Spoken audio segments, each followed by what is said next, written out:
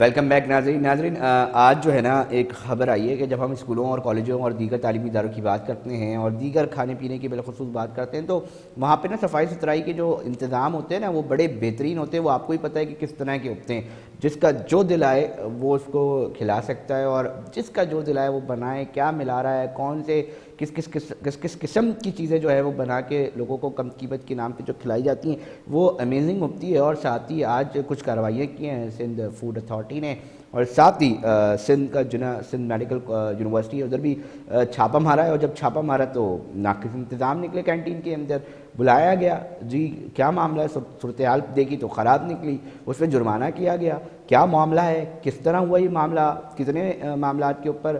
کتنی کارروائیاں کرتے آ رہے تھے, اس کے اوپر ہم لے لیتے ہیں ہماری نمائندہ ہیں K21 نیوز شاہین صدیقی. شاہین صدیقی بتائیے گا کیا صورتحال ہے, یہ کیا معاملہ ہے؟ جی بالکل علی رضا, آج سندھ فوڈ اتھارٹی نے جو ہے ضلع ساؤتھ میں جو ہے کچھ ریسٹورینٹس پر چھاپے مارے, جس میں اور اس کے بعد جو ایک کارروائی کی گئی ہے وہ جناح سندھ میڈیکل یونیورسٹی کے کینٹینز میں کی گئی ہے, کیونکہ بڑی تعداد میں طلباء و طالبات وہاں موجود ہیں اور کھانے پینے کی اشیاء جو ہے انتہائی ناقص تھی اور صفائی کے جو انتظامات تھے انتہائی ناقص تھے, جس کے اوپر کارروائی کی گئی. جبکہ سندھ فوڈ اتھارٹی کے جو ڈی جی ہیں آغا فخر صاحب, ان کو یہ اطلاع ملی تھی کہ جو یونیورسٹیز ہیں ان کی کینٹین کا حال جو ہے وہ بدترین ہے. جہاں کھانا پکایا جاتا ہے, یہاں سرو کیا جاتا ہے طلباء و طالبات کو, وہاں صفائی کے ناقص انتظامات ہیں اور جو تیل استعمال کیا جاتا ہے وہ کھلا تیل استعمال کیا جاتا ہے اور جو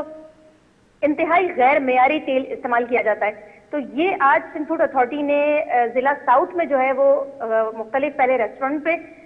خاص کر اگر ہم بات کریں جناح اسپتال کے سامنے والی پٹی کی, جہاں کچھ ریسٹورینٹ بنے ہوئے ہیں, اور ضلع ساؤتھ کے 2-3 اور بھی ایریا ہیں جہاں انہوں نے آج چھاپا مارے اور 1-1 لاکھ روپے جرمانہ جو ہے وہ انہوں نے عائد کیا ہے ان ریسٹورینٹ پہ جہاں انتہائی ناقص تیل استعمال کیا جا رہا تھا. اور اور تفصیلی بتائیں نا کیا حالات تھے, ذرا ہم ناظرین کو بھی تو سن سکیں نا کہ کس قسم کی چیزیں کھلائی جا رہی ہیں. دیکھیں,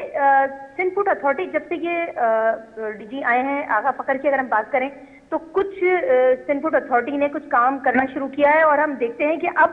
ریسٹورینٹس کی باری آ چکی ہے. اور جو بڑی تعداد میں ریسٹورینٹ, خاص طور پہ اگر ہم بات کریں سرکاری اسپتالوں کے ارد گرد جو بنائے گئے ہیں ریسٹورینٹ بنائے جاتے ہیں,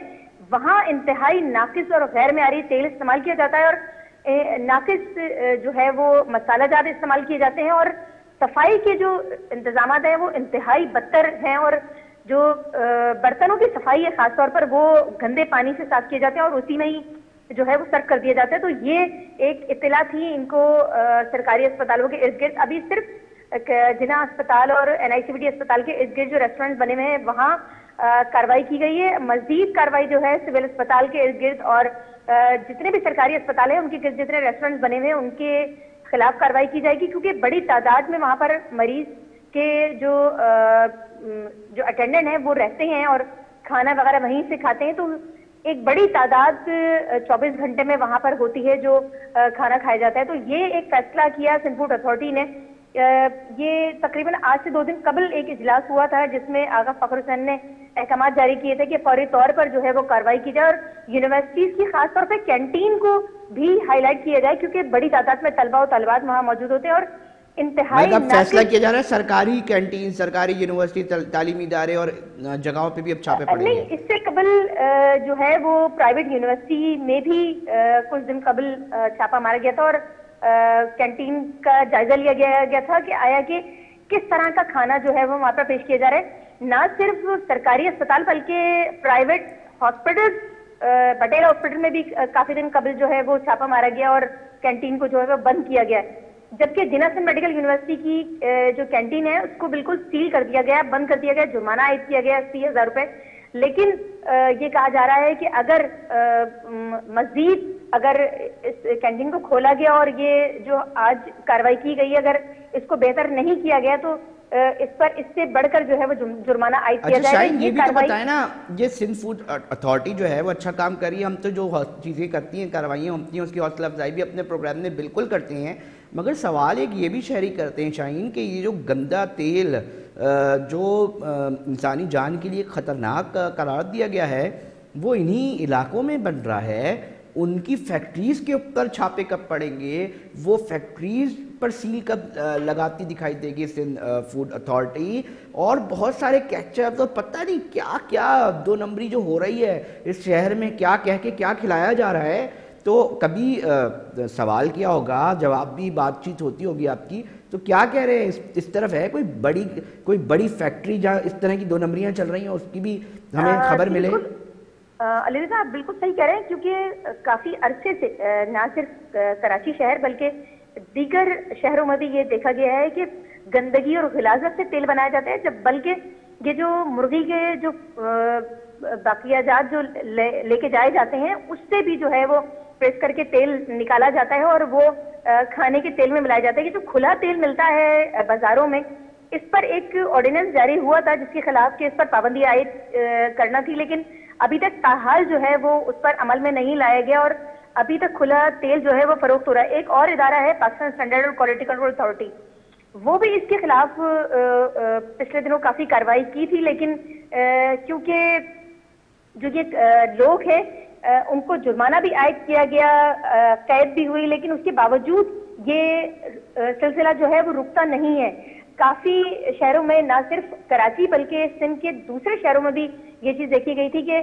بڑی تعداد میں گندگی سے غلاظت سے وہ تیل نکالا جاتا ہے اور پھر وہ کھانے کے تیل میں ملایا جاتا ہے.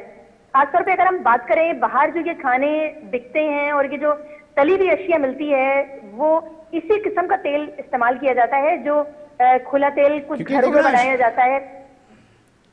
بہت شکریہ شاہین بہت شکریہ آپ تفصیلات سے آگاہ کرنے کے لیے. ناظرین ہم کوشش کر رہے تھے کہ کیونکہ یہ جو معاملات ہوتے ہیں وہ بہت ہی زیادہ افسوسناک ہوتے ہیں, ڈائریکٹ براہ راست جو ہے وہ انسانی جان سے اس کا تعلق ہوتا ہے اور لوگوں کی زندگیاں کتنی آرام سے, مطلب ایک عام آدمی کو کیا پتا کہ جی اس کے اندر کیا ملا ہوا ہے, اور ادارے موجود ہیں اس کی ذمہ داری ہے نا کہ وہ اینڈ یوزر تک کیسے پہنچ رہا ہے. وہ جو بن رہا ہے وہ بھی اسی شہر میں بن رہا ہے, انہی راستوں سے ہوتے ہوئے آ رہے ہیں. بڑی بڑی آپ نے دیکھا ہوگا کہ گاڑیوں کے اندر لبالب یہ تیل ہوتے ہیں, کوئی سڑک کے کنارے ان کو روک کے پوچھے تو ہو کہ اتنی آزادی سے آپ لوگ کیسے ایک طرف سے دوسری طرف منتقل ہو رہے ہیں اور یہ ساری چیزیں کر رہے ہیں. ایک اور اسٹوری ہے ناظرین, اس کے اوپر بھی ہمیں بات کرنی ہے, اور اس کے اوپر ضروری یہ ہے کہ جب کرائم کی بات کی جاتی ہے تو ہم یہ دیکھتے ہیں کہ ایس ایچ اوز کا بڑا کردار ہوتا ہے, اور ایس ایچ اوز کا معاملہ یہ ہوتا ہے کہ اس کے اندر معاملہ یہ ہوتا ہے کہ دیکھیں نا ایس ایچ اوز کیا ہے, وہ سب گراؤنڈ پہ وہ افسر ہے جو کہ تمام چیزوں کو جو ہے وہ ڈیل کرتا ہے اور اسی کی امپورٹنس ہوتی ہے. اور اب ایک حکم نامہ یعنی کہ ہدایت کر لیں کہ جاری ہوا ہے ایڈیشنل آئی جی کراچی کی جانب سے, اور اس میں کہا گیا ہے کہ کوئی بھی ایس ایچ او کی تعیناتی, کیونکہ اختیار ہوتا ہے ایس ایس پی کا, وہ جو معطلی وہ بغیر کسی اطلاع میں لائے بغیر نہیں کیا جائے گا. اب یہ کیوں ہوا ہے, کیا وجہ ہے کہ یہ حکم نامہ دیا گیا ہے, کیونکہ ایک امپورٹنٹ رول پلے کر رہا ہوتا ہے یہ معاملہ. 2 منٹ میں ہم دیکھتے ہیں کہ ایس ایچ او کو ہٹا دیا جاتا ہے. ہارون ہمارے نمائندے کے ٹی نیوز ہمارے ساتھ اس وقت موجود ہیں, میں ہارون سے جاننے کی کوشش کرتا ہوں یہ حکم نامے کی وجہ کیا سامنے آئی. ہارون رشید ذرا یہ تو بتائیں. دیکھیں علی رضا بھائی, اگر ہم اس حکم نامے کو اگر مد نظر رکھیں تو اس طرح کا ایک حکم نامہ جو ہے اس سے پہلے جب صوبائی وزیر داخلہ انور خیال تھے اس دور میں بھی ایک اسی طرح کا ایک حکم نامہ جاری ہوا تھا جس طرح کا یہ حکم نامے جاری ہوا ہے. اس حکم نامے کے مطابق کراچی چیف پولیس نے ایس ایچ او کی تعیناتی اور معطلی کے حوالے سے نیا جو حکم نامہ جاری کیا ہے, اس حکم نامے کے مطابق ڈی آئی جی یا ایس ایس پی کسی کو بھی ایس ایچ او کو بغیر کسی معقول کی وجہ کے تبدیل نہیں کر سکتے. ایس ایچ او کی نااہلی یا شکایت اعلیٰ حکام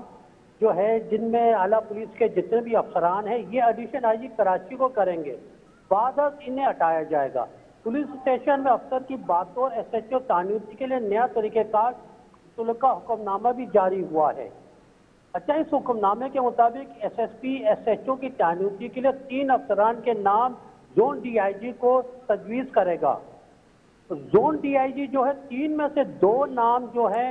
وہ سلیکٹ کر کے ایس ایچ او کے لیے نام ایڈیشن آئی جی کراچی کو بھیجے گا. پھر جو کراچی چیف پولیس ہوں گے وہ ڈی آئی جی کے مطلب اگر ہم یہ سمجھ پا رہے ہیں ہارون, ایس ایس پی صاحبان سے جو ہے وہ تھوڑی سی اختیارات لیے جا رہے ہیں ایس ایچ او کی تعیناتی کے اوپر. جی بالکل. اس میں اب مسئلہ کیا ہے ہارون, اگر یہ اگر آپ ہم یہ دیکھ لیں کہ ایس ایس پی سے لیا جا رہا ہے تو پھر کوئی نہ کوئی تو ذمہ دار ہوگا نا، کیونکہ معاملہ یہ ہوتا ہے کہ ہر ایس ایس پی آتا ہے وہ اپنی ٹیم تیار کرتا ہے، اور بہت سارے لائک مائنڈڈ جو لوگ ہوتے ہیں وہ اپنے ساتھ ان کو لے کر آتا ہے. پھر اگر ضلع کے اندر معاملات خراب ہوتے ہیں، کوئی بھی صورتحال پیدا ہوتی ہے، تو پھر ذمہ دار کون ہوگا اس کا؟ کیونکہ ڈیل تو ایس ایچ او نہیں کرنا ہے.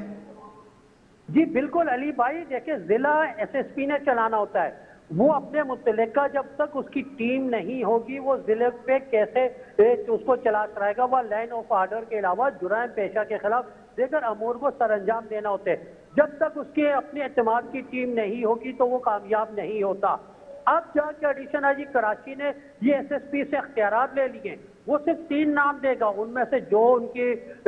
ڈی آئی جی کی مرضی ہوگی وہ ایک نام ہٹا دے گا. اس کے بعد جو ایڈیشن آئی جی دونوں میں سے جو ہے نا دونوں کے انٹرویو کرے گا، اس کے بعد ایک کو وہ تعینات کر دے گا. اگر دیکھیں اس طرح کا واقعہ میں نے جیسے شروع میں ذکر کیا تھا، جب اس سے کچھ سال قبل جب صوبائی وزیر داخلہ انور سیال تھے، ان کے دور میں بھی اس طرح کا آرڈر جاری ہوا تھا، وہ بھی سیم یہی چیز تھی، لیکن وہ بھی کچھ عرصے کے بعد ناکام ہو گئے، کیونکہ اعلیٰ پولیس کے افسران کا کہنا تھا جب ہم اپنی مرضی کی ٹیم یہ مسئلہ آئے گا نہیں لگا سکتے تو ہم لین آف آرڈر بالکل دیگر امور کو کیسے سر انجام دیں گے. جو افسران جن سے ہمارا مائنڈ نہیں ملتا، جو ہماری سنتے نہیں ہیں. کیونکہ دیکھیں ہارون، اس شہر کے اندر ہم یہ بھی دیکھتے ہیں کہ کچھ ایس ایچ اوز بھی ایسے ہیں جو ایس ایس پی سے زیادہ طاقتور دکھائی دیتے ہیں، کچھ ڈی ایس پیز ایسے ہوتے ہیں جو ڈی آئی جی سے زیادہ طاقتور تصور کیے جاتے ہیں، اور پھر جب ٹیم نہیں ہوگی تو بہت آسانی سے یہ اندرونی معاملات تو پھر خبریں آئیں گی کہ جی آپ نے لگایا تھا، اب ہم کیا کر سکتے ہیں، ہماری تو ٹیم ہے نہیں، کیونکہ اب ذمہ داری آپ لوگوں نے لے لی ہے. تو پھر اب مسئلہ یہ ہے کہ یہ کہیں نہ کہیں اگر اس کو ختم کیا گیا تو بھی کرائم کے مسائل ٹھیک نہیں ہو سکتے. ایک عام آدمی یہ دیکھتا ہے، اور اب اگر یہ حکم نامہ کسی بھی وجوہات اور دیگر وجوہات کی بنا پر لے کر آیا جا رہا ہے کہ جی سننے میں آتی ہیں، اطلاعات مل رہی ہوتی ہیں، لوگ کہہ رہے ہوتے ہیں کہ جی یہ جو ایس ایچ اوز ہیں وہ بھی کچھ جو ہیں وہ سفارشوں پہ اور دیگر معاملات پر جو ہے وہ لگائے جاتے ہیں، تو اس طرح کی جب باتیں سامنے آتی ہیں نا تو پھر یہ معاملات جو ہے وہ سمجھ میں آتے ہیں کہ ٹھیک ہے اس کو چینج کرنے کے لیے شاید پالیسی بنائی جا رہی ہے، مگر اس کے اوپر جو ہے وہ کیا ہوگا. ہارون ہمیں تفصیلات سے مکمل طور پر آگاہ کر رہے تھے. بہت شکریہ ہارون آپ کا کہ آپ تفصیلات سے آگاہ کر رہے تھے. مگر ہارون سے بھی ہم نے یہ بات پوچھنے کی کوشش کی کیونکہ الٹیمیٹلی ایک عام آدمی یہ جاننا چاہتا ہے کہ جو میرے شہر کے مسائل ہیں جس کے اندر کیا معاملات ہیں، اسٹریٹ کرائم ہیں، ڈکیتیاں ہو رہی ہیں، چوریاں ہو رہی ہیں، ایک لا اینڈ آرڈر کا ایک سلسلہ ہے، لوگ جو ہے وہ مر جاتے ہیں، گولیاں مار دی جاتی ہیں، تو سی سی ٹی وی فوٹیجز آتی ہیں، پھر اس کے اوپر کارروائی ہوتی ہے، مگر یہ کب رکے گا، کہاں رکے گا، یہ شہریوں کے ذہنوں میں سوال ہے. ناظرین وقت اختتام کی طرف پہنچ چکا ہے پروگرام کا، اور اپنے میزبان علی رضا کو دیجیے اجازت. میں پھر حاضر ہوں گا اسی طرح کے کراچی کے عام ایشوز پہ لے کر آپ کی طرف رکھوں گا، تاکہ اس کے اوپر کہیں نہ کہیں جو ہے وہ تبدیلی ہم دیکھیں اور شہر کے اندر معاملات بہتری کی طرف جائے. اپنا بہت خیال رکھیے گا. اللہ نگہبان.